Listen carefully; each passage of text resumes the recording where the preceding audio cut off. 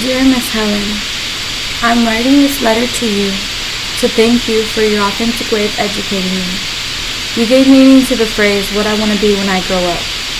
You held yourself with such grace. You treated everyone as an individual with great potential. With that, I was captivated with your individualized consideration and idolized influence.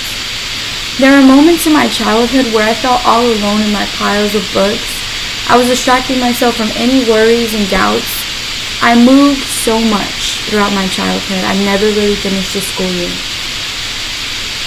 But to my dismay, there I was yet again, my first day in your 8th grade English class. It wasn't as bad as I thought it was going to be. It was revolutionary, really. It ignited the love and admiration I had for any form of literature, whether it be songs. It changed everything. You walked into class that day with a big brown acoustic guitar, and from that very moment, all my attention was yours for the taking. The lesson that day was metaphors and similes. You had us dissecting a song that was popular at the time, a song depressed progressors such as myself lived for. Death Cab for Cutie's hit song Follow You Into the Dark laid there being taken apart.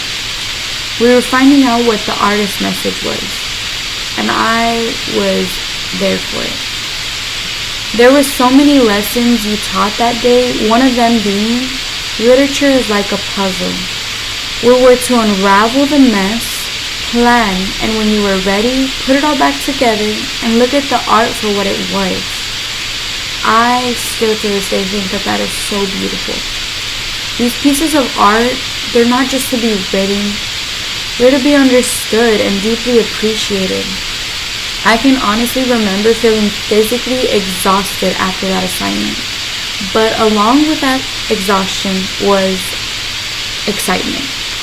My world had shifted. I wanted to reread every book I had ever touched, thinking I might have missed a theme, a message, anything. I had a love for books and stories, but you transformed that into passion. Throughout that class, I was participating as much as I could.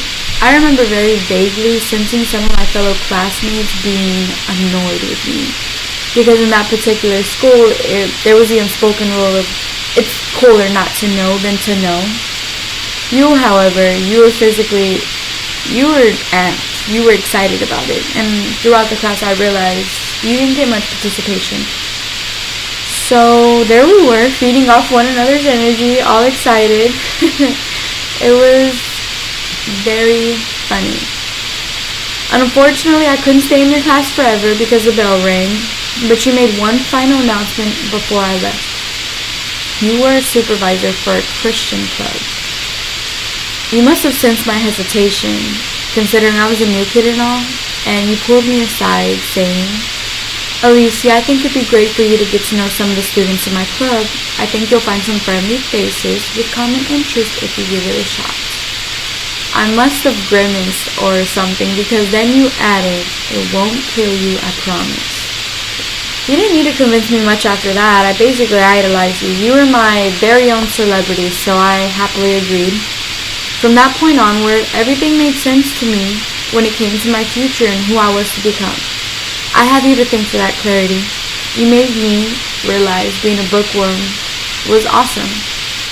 I want to be you, if not greater. I want to connect with my students and give them the sense of home when they walk into my classroom.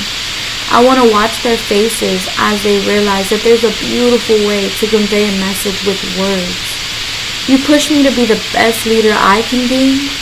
Every day I walk with a sense of purpose and importance, because one day I'm going to change the life of the student the way you changed mine.